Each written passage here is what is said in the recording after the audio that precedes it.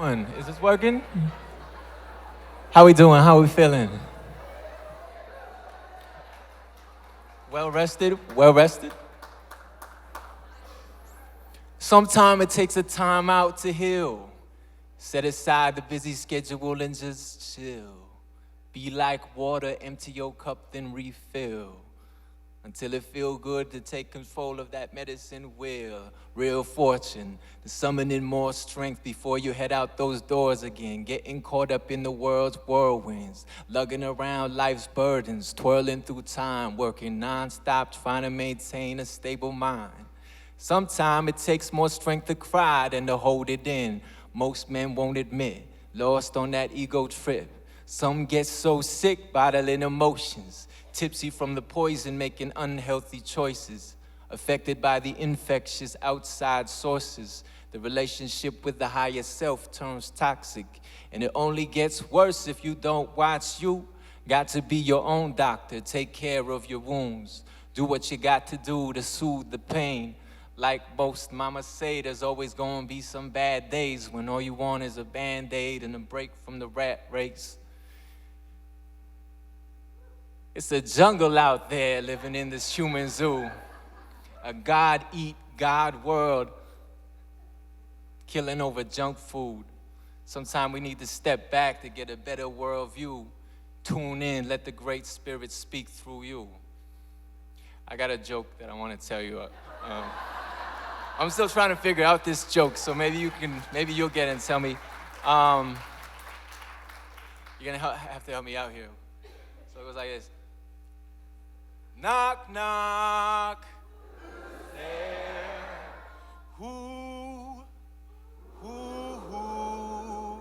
Who's there? Who cares about a name when your God, my God, our God are really all the same, but different? Jesus, Judah, Jah, Buddha, Brahman, Krishna, El Shaddai, Apollo, Mazda, Allah, Yahweh, Creator, Great Spirit, Universe, whatever you want to call him. Or maybe you want to call him her. Whatever you prefer, whatever quenches your thirst for knowledge, who is to say who is better than the other so long as the lesson is learned? Am I right? Am I wrong? So long as we belong to this world of oxymorons, we could go on and on forever and evermore. But if it's one thing that I know for sure, it is that I'm not sure where, when, or how to begin to tell you all where, when, or how this precious life of ours is all going to end. I guess it all depends on what you believe makes more sense. If time is money, how much are you willing to spend? And can you afford freedom's expense, placing bets on the chance that debt will have you running from the one who comes to collect? Let's try not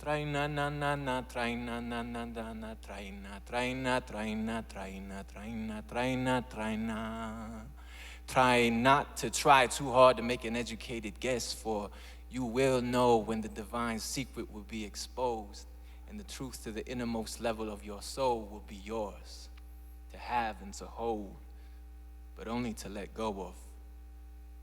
Let go of that pressure of leading that die-hard, try-hard road that is ruled by time. Find time to forget about time, on the fine line between the harsh realities and the sweet dreams, where the treasures that you so longingly seek for are always going to be within arm's reach. What you need, you already have, including what you have not unlearned yet. So try not to try too hard to soften the blow.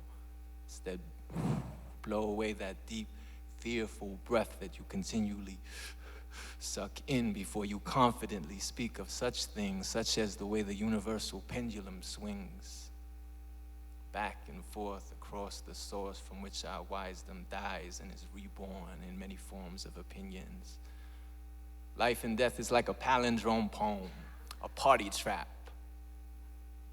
written in the stars and in the souls of the starfishes. And we are home.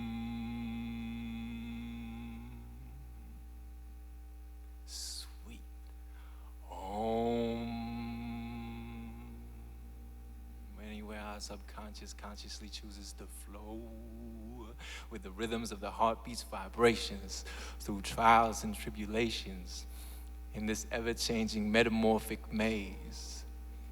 It is you who will teach you to be patient and brave the brainstorms when clear skies turn gray, when third eyes will rain down drops that drip down that smiling face, through which you may lose something in this lifetime again and again in the same but different place and space while your many faces change. And throughout this all, and throughout it all, I pray that you may find harmony. Asking yourself those confusing questions. Is it false? Is it true? I don't know what to do. All I know is that I don't know why this feels like deja vu, but it does because the joke's on you. Knock, knock.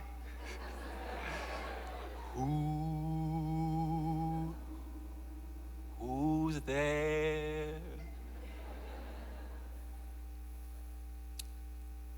The end of the beginning of the ending, and we could go on and on forever and evermore, but if it's one thing that I know for sure, it is that I have a limited amount of time before Tomson Highway speaks next, so I'm just going to stop, because everything is everything, perfectly imperfect, just the way it is not. Peace and blessings.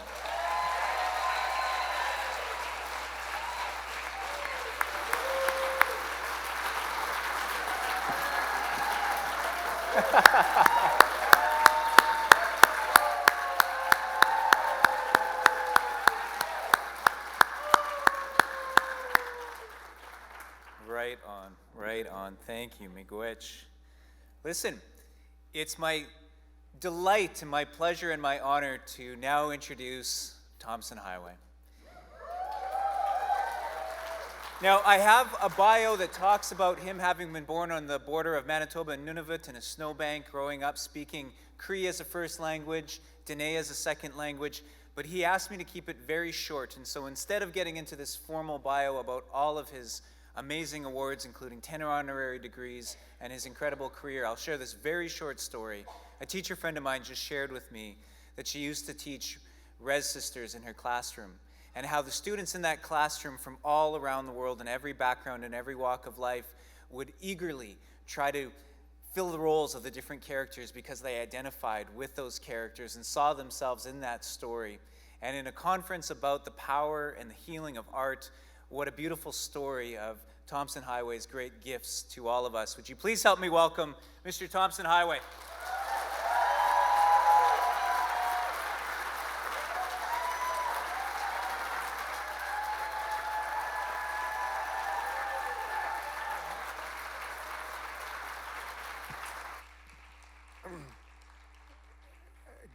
Good evening. Bonsoir tout le monde, and thank you for coming out. Thank you for coming out this evening. Really appreciate the fact that you've taken time out of what I understand are extremely complicated and painful lives to come and listen to what I have to say. I read about those painful lives in the North Bay Nugget, so it must be true. In the summer times, I live at a cottage close to North Bay, Ontario, as opposed to the North Bay on the Congo in Africa. There's another North Bay over there. In any case, I'm not here to talk about the Congo. I'm here to talk about music. And I'm going to be playing 6 short pieces, various pieces of my music. You know, when I was young and foolish, like you, as opposed to old and coolish, like as I am today. Now that I'm old and coolish, I can talk like this. That, you know, when I was first starting in the theater, which is like God, going back to the Cape. This is going back, take us back to the days of the Victrola, and there was no such thing as native theater in this country. There was no such thing as native literature in this country. It was a desert out there. You know, it really was. And there was. I'm from the north. I'm from the far north. I was practically conceived in Nunavut and born in Manitoba, and I have the pictures to prove it of the birth. In any case, well, to tell you the truth, there are no pictures because there's no cameras up there back then, and and it's a part of Canada that nobody's ever seen. It's inaccessible. Nobody has been up to nobody in this room has ever seen Reindeer Lake to this very day. My reserve is just at the very northern tip of Reindeer Lake, and it's the most. It really is. And I've been around the world now several times, and 60 countries so far and counting. And Reindeer Lake really is. I can say this now. I didn't realize this when we were growing up there. We just took it for granted. It really is the most beautiful lake on the face of the earth, and it's right at your doorstep. It's a 9-hour drive to Tomson and another 7-hour drive to Kinosir, this village. For Manitoba, that's nothing. That's 19 hours, but it's right there. Picture Lake Ontario with 5,000 islands.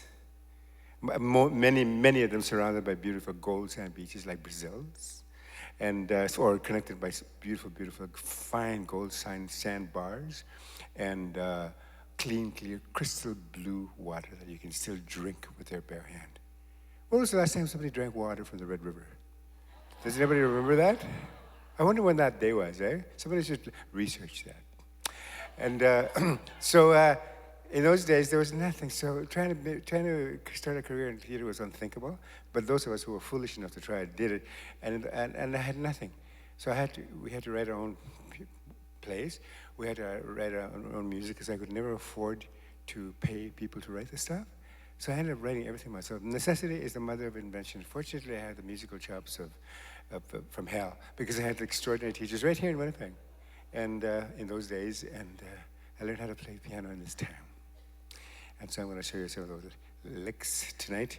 I'm not going to play the entire repertoire because I have a bit of I'm just recovering from a frozen shoulder, so I can't tickle the ivories up at that end of the piano. See, my movement is limited as opposed to this one, which can do everything. So I'll try my best now. As a result of this arm injury, it's not really an injury. It doesn't hurt. It's just uncomfortable. I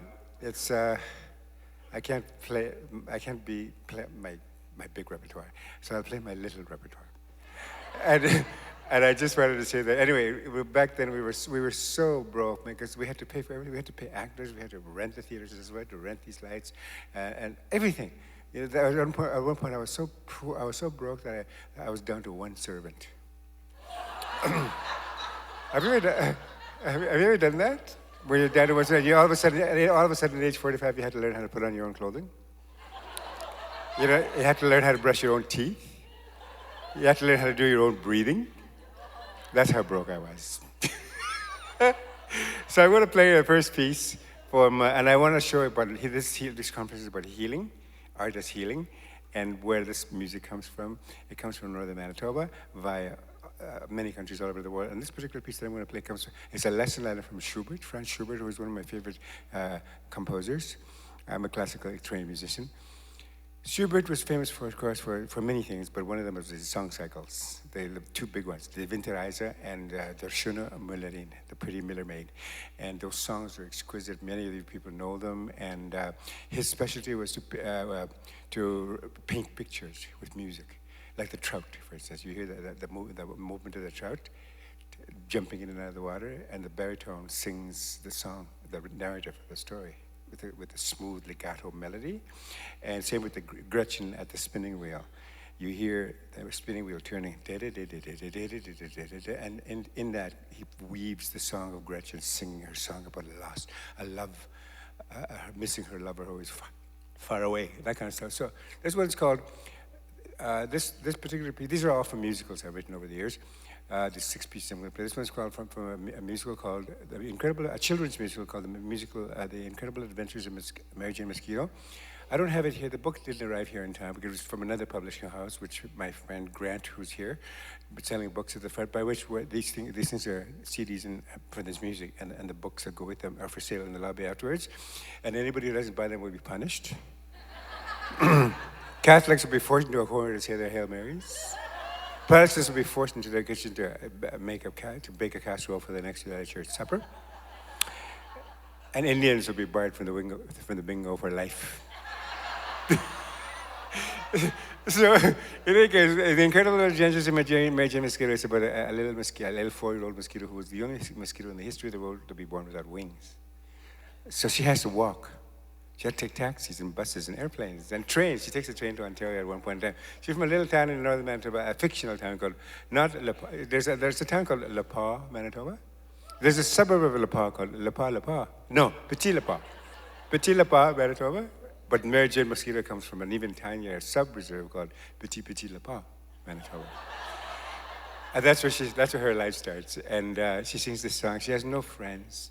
Everybody makes fun of her. All the other flying creatures make fun of her. The dragonflies and the butterflies and the houseflies. And the worst in the schoolyard are the wasps. She doesn't get along with them at all.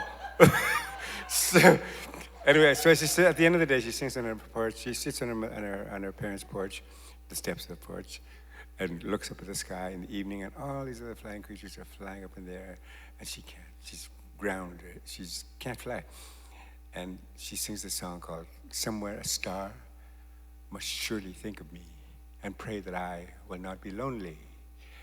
I dream about the day when someone new will come my way and say, I love you. But days go by, nights go by, the hours go by, and who am I? I am, how does it go? I am who, this lonely heart who'll always be one, never two. I can't sing worth darn. The last time I sang in public, you know how certain singers have such beautiful voices, they bring a lump to your throat? Well, when I sing, I bring a lunch to people's throats. And I'm sure you want to hang on to this beautiful dinner she just had. Am I right? So here's a song called Somewhere a Star from the Incredible Adventures of Mary Jane Mosquito. Here it is. Just a piano part.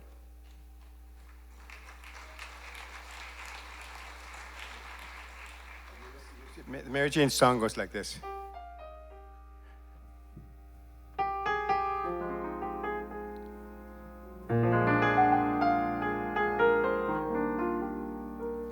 But if you listen carefully, you'll hear all the flying creatures around her, the fluttering of the wings up above her. Okay, and it goes like this.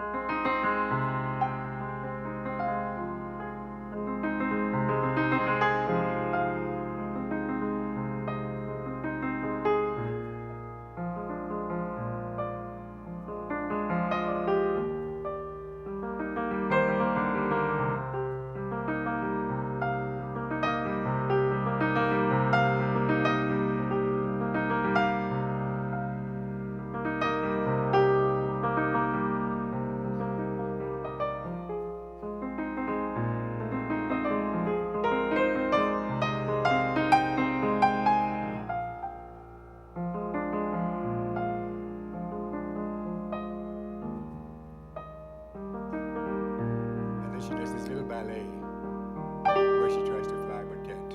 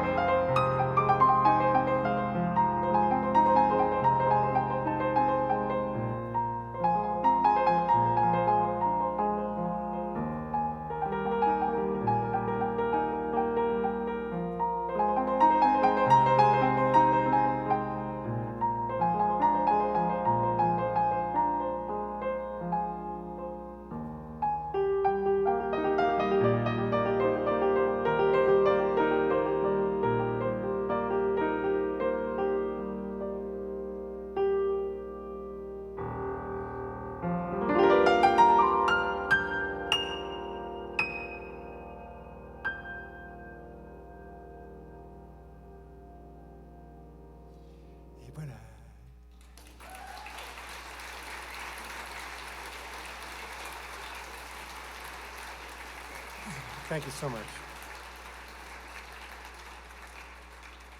You're too kind. You should be careful. Because you know what happens to kind people? They get used. They get taken advantage of. And you know why I know this? Because I too once used to be kind. But no more! Yeah, I have the world's most ridiculous laughter. Please, you have to excuse me. I have to excuse it. You'll hear it every once in a while. Please don't be disturbed by it. I'm getting it, don't worry about it, because I'm getting it surgically removed next year and having it replaced with a bark. Hey. So next time I come to Winnipeg, I'll be able to bark at you. I'll try to get a nice low one. That's supposed to be one of those like high yappy ones, which I don't like.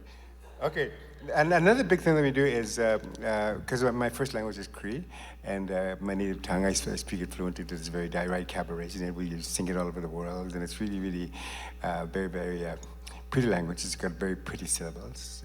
It's a syllabic language. The syllables roll off the tongue like what? Like a hammer. The tongue moves like this. The tongue goes up and down very quickly, like this. As opposed to English. When you speak English, your tongue doesn't do that. Your tongue does other things when you speak English. Oh, you know what's really what I find really hard with this hot little tongue of mine? It's French. Like when I speak French, you have to do this a lot. You have to use your cheek muscles a lot. You go like this, like leaves, you know, they fade, then he's I used to live for 6 months and a year in France, and I get back from to Canada after not speaking English for 6 months. I come back, and you really felt the difference in the muscle cheeks. The cheeks, is that the muscle cheeks? Is that right? The cheeks of the muscles? That's right. Whatever. I'm sorry, English is not my first language. It's only recently, for instance, that I finally discovered the difference, to my great amazement, between flattery and flatulence. All my life, I thought they were the same thing. You know, like, don't they kind of sound the same? Like flatulence gets you nowhere, right? And that's just one example of many, many mistakes I used to make back in the days of my foolish youth. Anyway, so Cree, I write lyrics in Cree, and over the years, some of the songs have become quite well known. And the most important word in any language on the face of the earth, ladies and gentlemen, in many words, it's one language. In some languages, it's 2 words. In English, it's three words. Je vais parler un petit peu en français, d'accord, parce que vous allez comprendre quand même. Je t'aime. What does that mean? Oh, that sounds so nice. Thank you so much. I'm so glad you love me. Hardly anybody ever says that to me anymore. I haven't heard that quite a while. Anyway, in French, it's je t'aime, because I love you. In Spanish, Italian, and Portuguese, which are so similar that they're practically the same languages, it's all ti amo. In Poland, I was in Poland recently, kocham cię. In Hungarian, it's like in Greek, it's sagapo, etc., etc., etc. In Cree, it's kasagiten. Okay, that means I love you. So repeat after me. When you speak Cree, you'll notice that you use your tongue in a way that you've never used it before. Okay.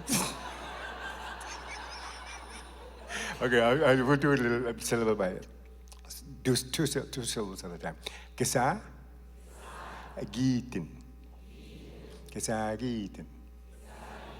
Oh my God, it's so beautiful. Like it shivers up and down the. Well, you don't know. You don't want to know where those shivers are, but I get them. They're down there somewhere.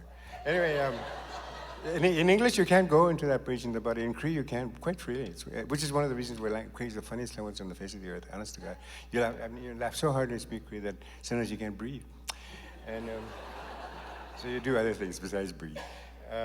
Okay, so the song is called Kasagit, means I love you. It's from a musical called Rose, which has only been done once so far because it's such a dangerous musical. I read very dangerous plays that scare a lot of people. I think it's on this CD.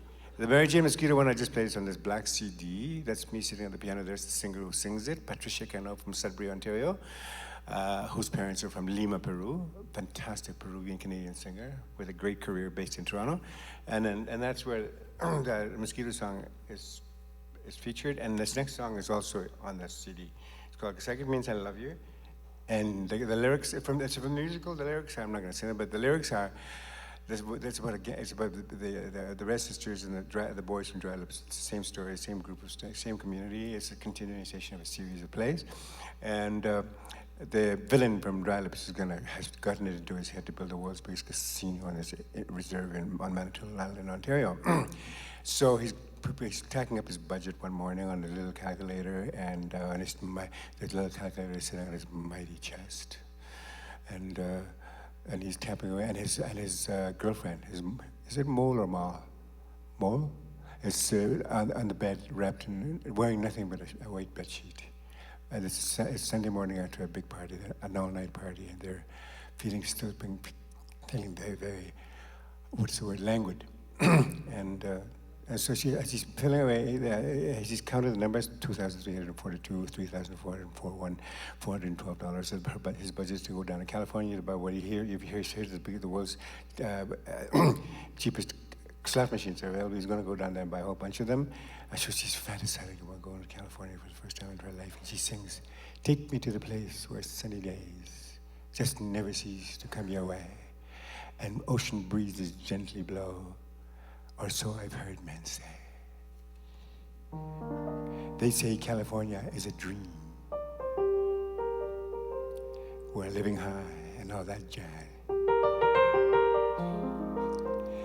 No, just come to you, son. Lee, as though they always was. They will take a stroll up. I can't remember the words. Anyway, whatever. They're in here, but I want to take the time to. They're in this book. The script is published, and they're not. I don't want to take the time to look for them. Anyway, we'll take ourselves a little stroll upon a beach, upon a golden shore. We'll hold each other tenderly like no one else before. And then there's this beautiful saxophone solo, and the second verse goes up to the sky where this jukebox. The moon over this magical village is a jukebox, shining its beautiful pink light on this magical Indian reservation in northern Ontario, where these crazy characters live. And up there, inside that jukebox lives this goddess, because you see the central underpinning of Native spiritual thinking is that God is female, right? The idea of divinity in female form still very much exists in Native thinking, Native cosmology. And there she is, a showgirl from Las Vegas, putting on her costume with her feathers and everything, getting ready for a show at the biggest casino in the history of the world. Okay? God is a showgirl. Imagine that, eh? And she sings, and she takes over the song with her the second verse, but this time she's singing it down to her lover, who's still alive. She's dead. She was one of those girls on motorcycles and the Red Sisters who won the gang. It's the one who committed suicide by ramming her motorcycle into an 18-wheeler. Rosabella Baez, for those who know the play, and that's her as a goddess now, as a spirit, and her lover is still down on earth, and her name is Emily Dictionary. Okay, Red Sister from way back, and biker girls in black leather, and it's a very sexy play. And so she takes over the second verse, and she's singing that from heaven down to earth, to Emily. And the second verse goes, then we'll take a look out, and then we'll take a look out at this, then we'll take a look at the sea and revel in the silver spray. We'll frolic in an ocean wave, the Californian wave. Blah, blah, blah, blah, blah, blah. Then I'll lay you down close by my side upon that soft and silken sand, and thus I will remind you that I love you. No, I'm yours forever, and Kisagitan means I love you. One simple word, one simple gift for you. Kisagitan. Kisagitan means I love you.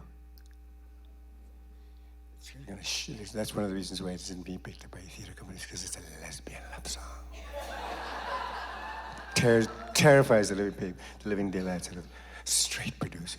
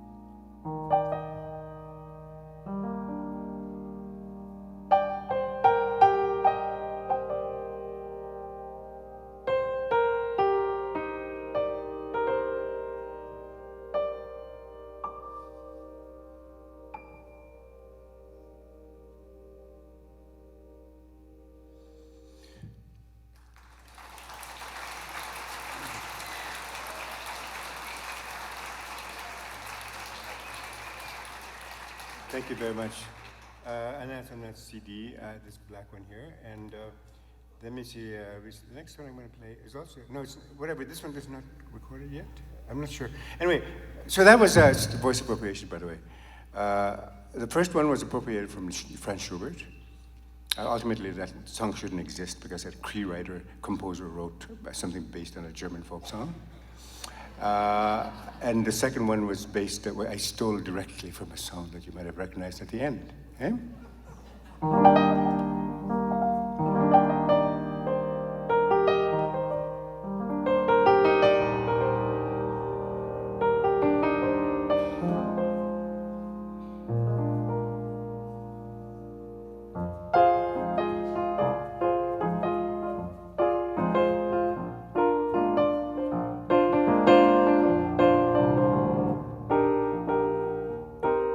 Let's see.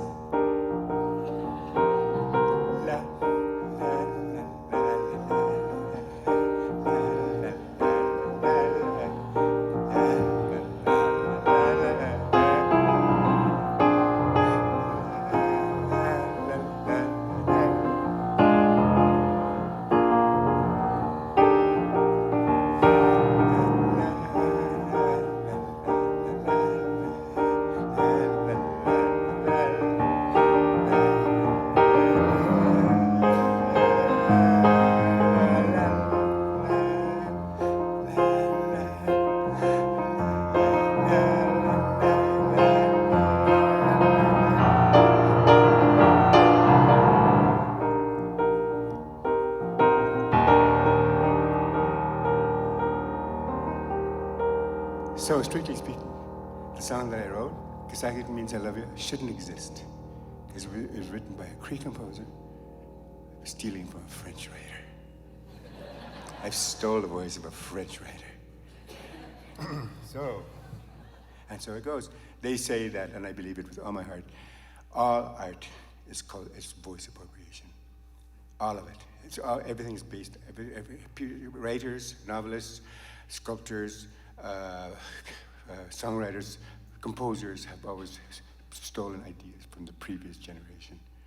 Without that act of passing on, there would be no art today. We're talking about trying to kill a voice, a collective voice, when we talk about that subject matter. It's very dangerous. Okay, so the next one, here's one from Brazil. Okay, I heard this one song called One Note Samba. It's from Rose, this one's from Rose too. One Note Samba, and I always find that so interesting to write a song based on one note.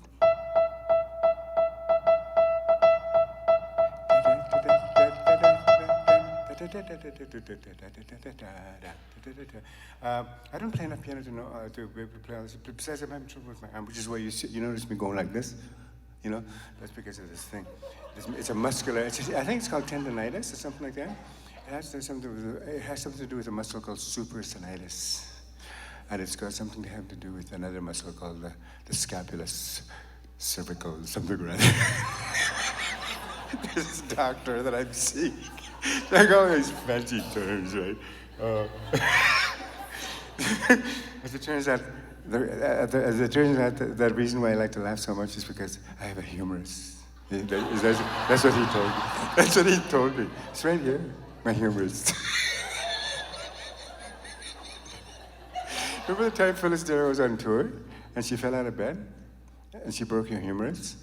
And she had to cancel the rest of her tour because she could no longer be funny. I just thought that was so funny. Anyway, I love Phyllis Diller. She was one of my heroes. Isn't it a terrible admission to make? A typical Phyllis Diller joke is, didn't I see you somewhere? Didn't I read about you in Who's Who? Or was it in What's That?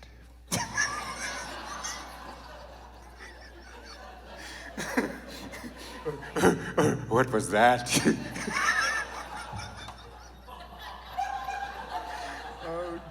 Oh dear. Anyway, my one note sound. Okay, let's say it's an E. That's an E. And so I wrote a one note. What happens there is that all the harmonies keep shifting underneath that. There's about 8 and 9 different harmonies that I use underneath them. So I doctor it up a bit like go.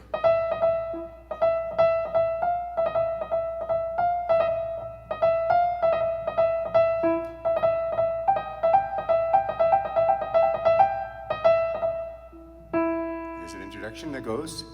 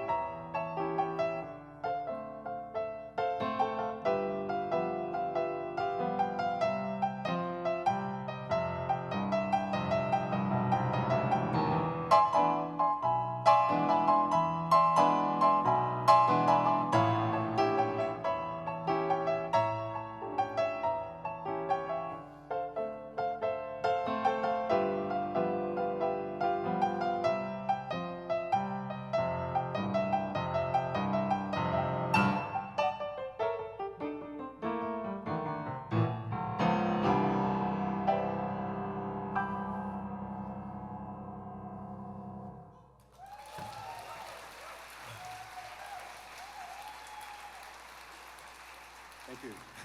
And that style of piano playing, it's called stride. It comes from the American South, Louisiana, New Orleans. So I was stealing from the blacks. That was cultural appropriation right there again.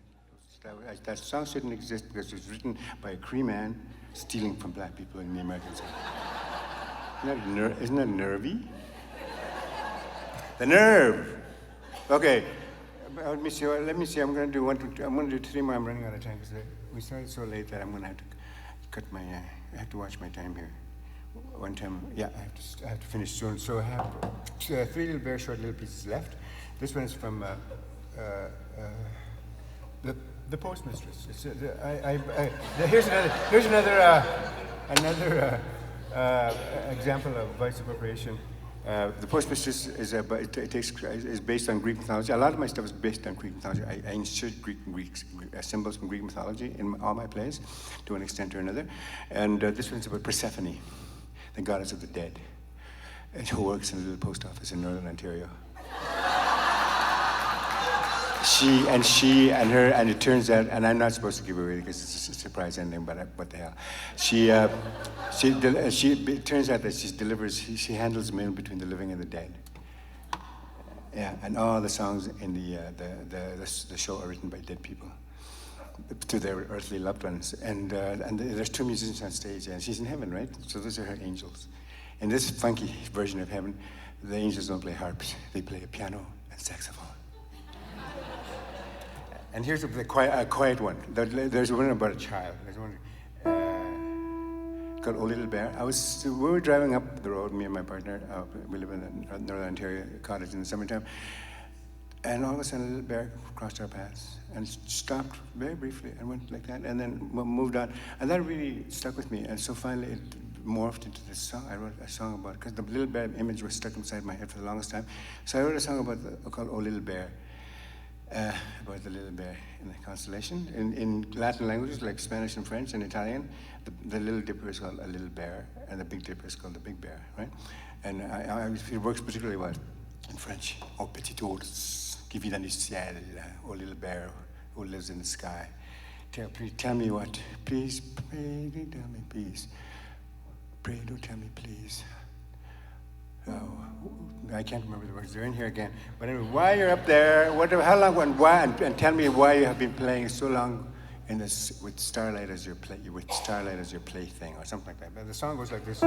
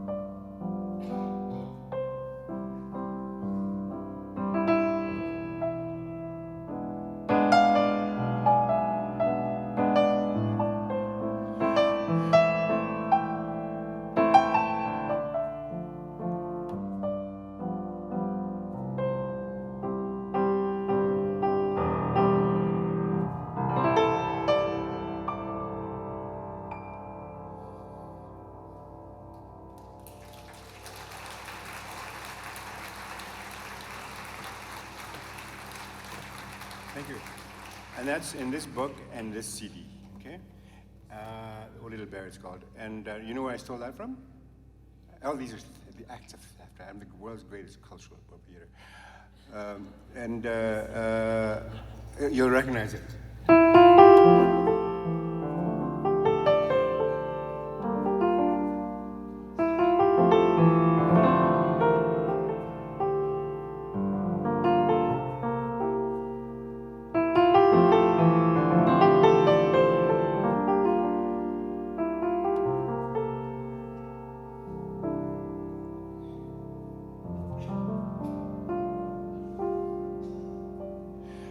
But I take these tunes like La Viande Rose and Danny Boy, and I change them to the course of the draft, because I do about 7 drafts, right? And with each draft, the melody gets hidden deeper and deeper and deeper and deeper, but it really is the same idea.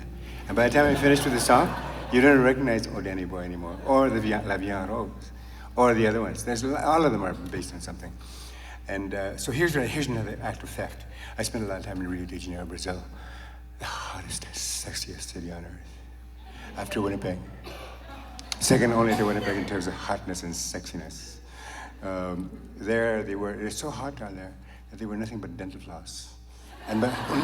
They were nothing but dental floss and mascara in February. When was the last time you heard anybody wearing nothing but dental floss and mascara here in Winnipeg in February?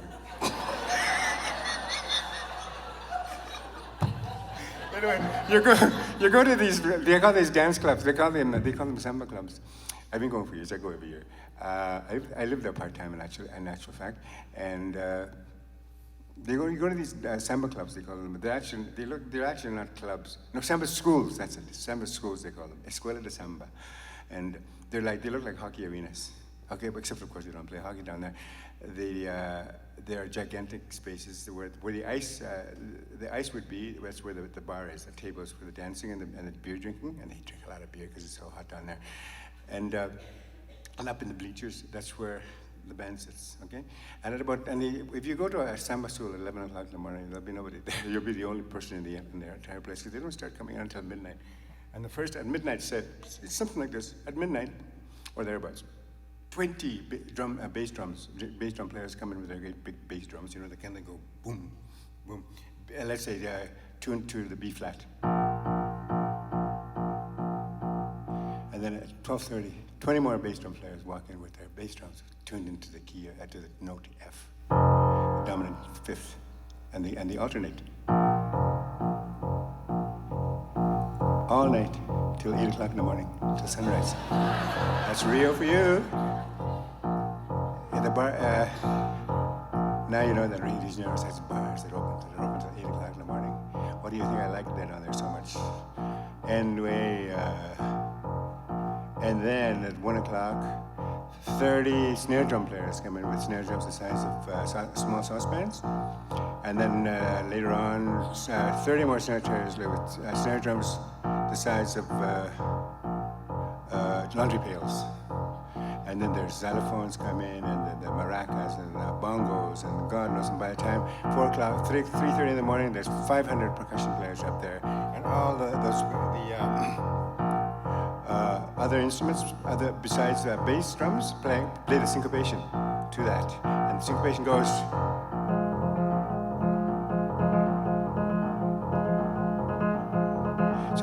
So this little Cree Indian boy from northern Manitoba went down to Rio de Janeiro to steal samba.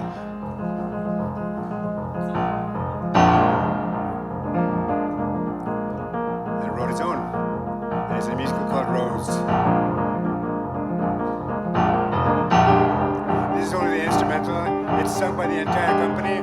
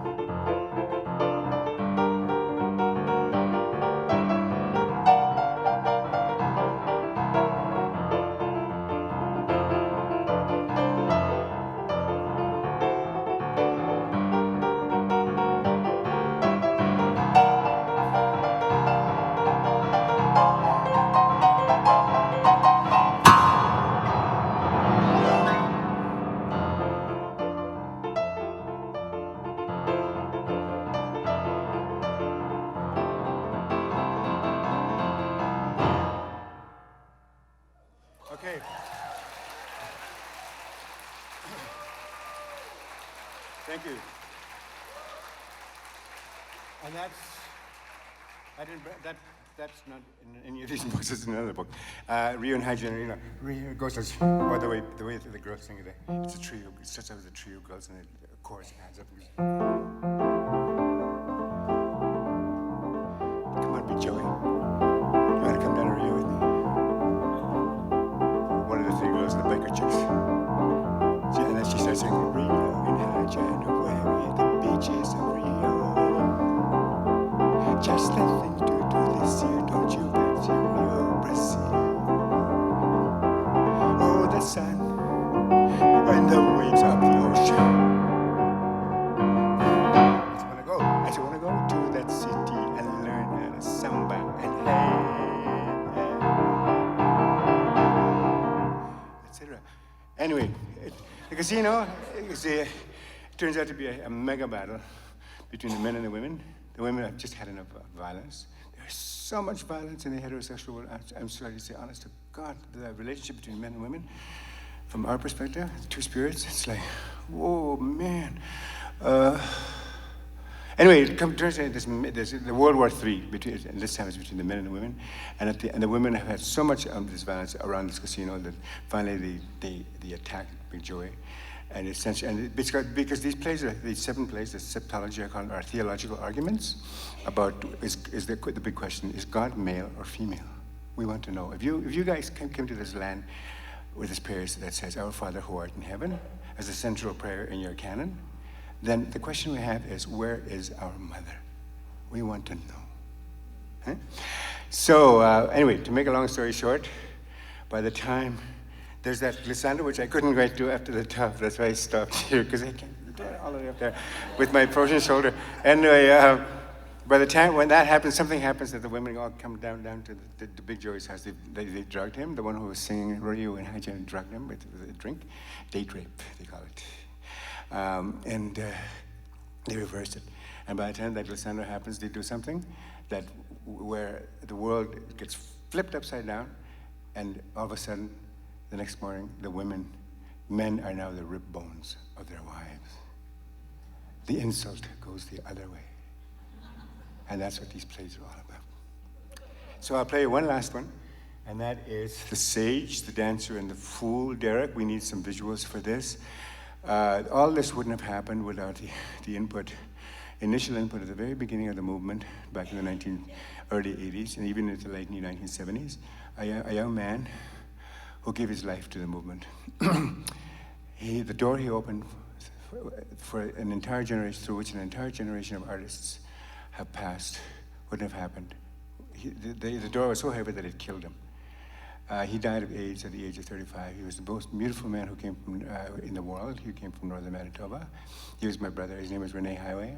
And he used to, when he started choreographing, experiment, he was a professional dancer. He danced his way around the world with the Toronto Dance Theatre Company, which is arguably one of the best modern dance companies in Canada. And the first thing a choreographer needs, of course, is music. So he asked me to write music, and I hadn't played the piano in 7 years. From 23 to 30, I didn't touch a piano. I was doing social work, native social work. I worked at the Friendship Center system, which was like a real, oh my goodness, an eye-opener from hell. Whoa, talk about the School of Hard Knocks. Anyway, so I wrote this piece. I'd never studied composition per se. I have my fugue, I have my counterpoint, I have my harmony, I have all those basics, but we even did orchestration at music school, writing for a symphony orchestra. I have the chops for that, I just wouldn't do it because it takes way too long. And who would play my symphony? Like a rehearsal with a unionized orchestra would cost about $60,000 an hour, or some such incredible thing. And that's just a rehearsal. Like you're talking about like 90 musicians, right, at union rates. And so on and so forth. Anyway, so I wrote this piece, and it worked. 10-minute piece, ballet piece, and then I wrote another one, They just kept working, and I kept adding. There were experimental pieces, verging on performance art, so I kept adding words to it in Cree and English, and later on French, and which is what morphed into plays. People started talking to each other, and all of a sudden I was accidentally a playwright. But at age 36, I woke up one morning and I realized I was a playwright, and I kept writing these lyrics, these words, mixing words and music like that, always, because I could never afford to pay composers to produce my plays. I produced them myself. So I ended up writing this stuff, and so the music and the text got married closer and closer and closer until finally I woke up one morning. I was 42 years old at this time. I was a songwriter. I was writing these songs that worked really, really well. And here's the beginning of that story is Renee Highway. We did this ballet called The Sage, the Dancer, and the Fool. And here's another act of theft, okay? I took the idea of the Chopin Nocturne. A nocturne is a night piece, nocturnal activity. And they're very, I don't play classical anymore because I haven't touched classical music in so long. But he wrote, oh God knows how many nocturnes. And so I wrote my own nocturne, but my nocturne was also partially, straddled over, straddled the barcarolle, which is, Chopin wrote this amazing piece called a barcarolle, which is a boat song, a barca in Latin is a boat. To embark, to disembark, that's the same route. and it's a gondola song, where the gondola sways like this, boom, boom, boom, boom, boom. Chopin wrote that with a nocturnal character to it, a night song character to it. And so I took this barcarolle nocturne to northern Manitoba, to Reindeer Lake. My father was a fisherman, and I started helping him fish when I was 11 years old. I was a professional fisherman by the time I was 11, which is why I've always worked so hard. Getting up at 3 o'clock in the morning, man, not easy. All summer long. And watched him pulling the nets out of the water, and the boat was rocking like this.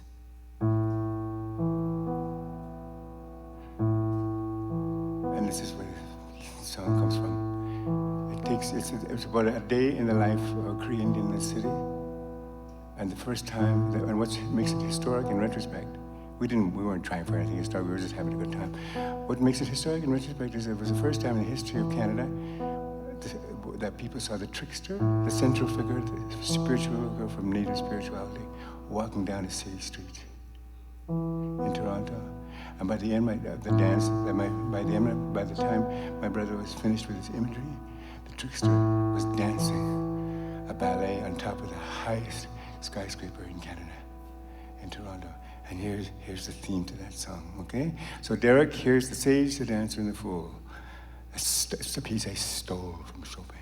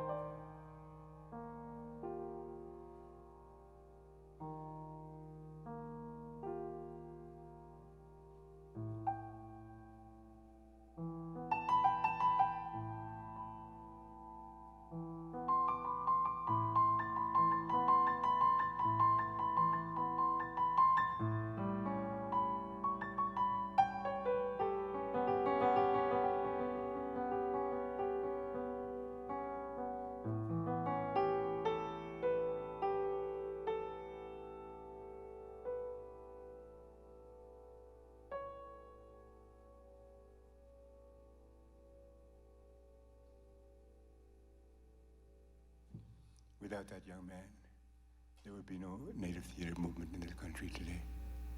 We owe it all to him. Thank you so much.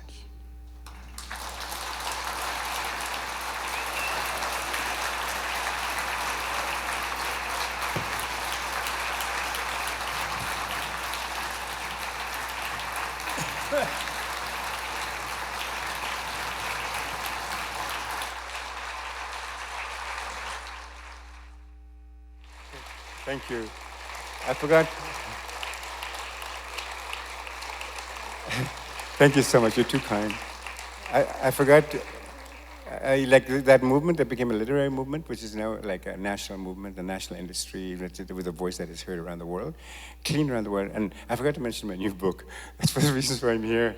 They're oral to written. It tells that story about the growth of that literature, the birth and the growth of that literature. This fabulous literature that now marks Canada as one of the most unique countries on the face of the earth, with one of the most unique cultural voices on the face of the earth. Thanks to you, the readers, and the people who read those books, and the people who buy those books tonight. Yeah. I'll be out there signing, and I'd love to meet you all. I'd kiss you all good night, but my lips won't stretch that far. I have short lips, but hot ones. And I hope you do too.